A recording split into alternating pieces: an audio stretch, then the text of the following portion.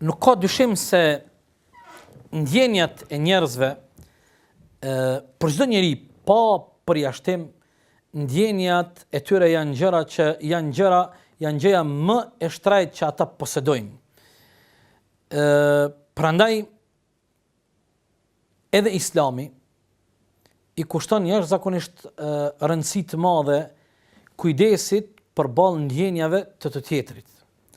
Jo vetëm sociologjia, jo vetëm psikologjia, apo cila do lloj shkencë tjetër, apo disiplinë tjetër që merret në vazhdimsi me kujdesin për ndjenjat e personit tjetër.